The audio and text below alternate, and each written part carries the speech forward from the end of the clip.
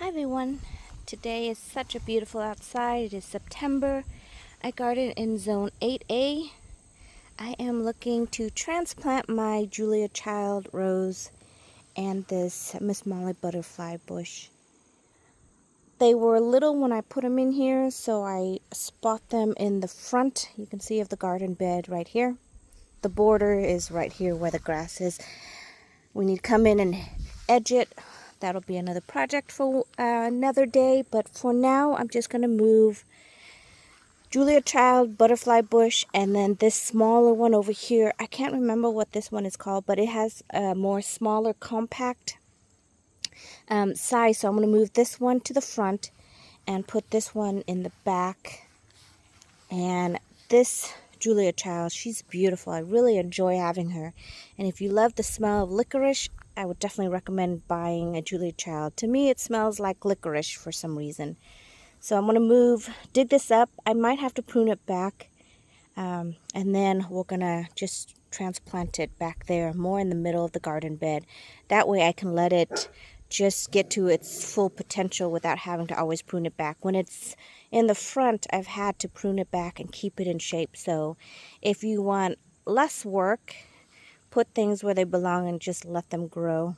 I'm still learning that as I go, and especially hard because I grow a lot of my things from cuttings.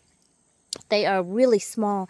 They're not the regular size that you would get at the store, so it's kind of hard to place them. Like, I grew this salvia from cutting. You can see it's in this is a gallon size, but to me it's more of a half gallon. It's really small, just one stem, and it's just got a couple buds here. But when you place it into the garden, it looks so small that sometimes you misjudge the size of the potential that it can get. Now this size can almost get as big of a bush as this rose bush if you don't prune it back. So if I were to place this right here, where right now it's perfect for the size, but as it gets bigger, it's going to push all around and overcrowd the butterfly bush. Like, here's a small one, a small butterfly bush that I did root from cutting. You can see it's super small. So if I plant these bushes, this flower right here next to all of these, they're going to overgrow and crowd each other. So the hardest thing about rooting your own cutting is when you put them into the ground, you have to try to judge the size of its potential as opposed to what it currently is right now. So I always have a hard time with that, and I always end up planting all of my things together. And then as it matures, then I go in and then I take what I don't want or what I don't feel belongs there, transplant it somewhere else. That's double work. So if you don't want the double work, go ahead and place things where they belong with the potential that they will get to its full size, and you don't have to prune them back, cut them back, keep them in shape. So let's get started.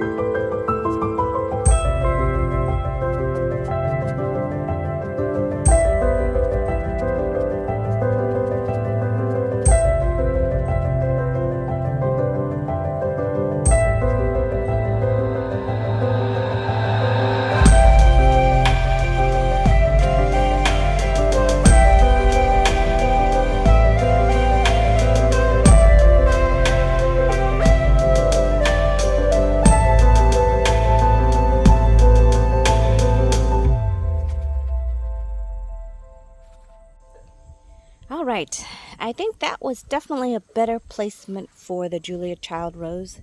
It's going to be in the center. We let it grow, do its thing. It still has so many buds on it. It's been blooming its head off, and you can see you don't even need to deadhead it really, because once they are done, more little blooms just come right on up and overtake the other ones. But I like to come and deadhead it. I just snap it off. This is not the best way to deadhead, but I just do it because I don't want the flower, the energy to go into these little buds while it keeps pushing new roses, new buds, new flowers. So just drop it down there, let it refertilize the plant, and then you can see all these new buds that are coming in. I do have issue with moldy spots. You can see the leaves. They turn this black color and they fall off. But the plant itself still flower and bloom and does an amazing job. So love this rose. This is my only yellow one that I have in the garden. Every other one I have is majority pink. I do have one red. I did propagate Julia Child and was able to successfully got another one over here, and she's doing great too. So this is another Julia Child, and again I just go in and give it a little snip snip and just let it continuously bloom until they stop. So there we go. So that's a good, this is actually a good move here. So fall time is definitely a really good time to look at your plants, assess the area, transplant things where you may not have liked how it looked or how it grew, or if it's too big for an area, and then repot things, replant things, transplant things. Go ahead and do it. This is the best time, especially since the weather is a lot cooler. They can get themselves a little bit more situated before the winter comes.